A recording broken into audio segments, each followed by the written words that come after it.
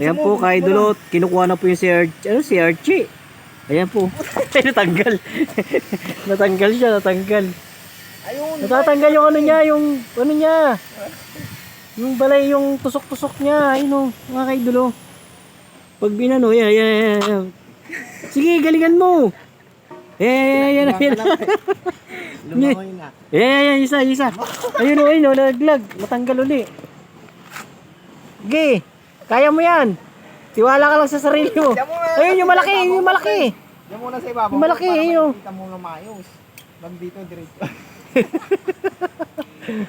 Ayaw, natatanggal yung ano niya, tusok-tusok niya mga kaidolo.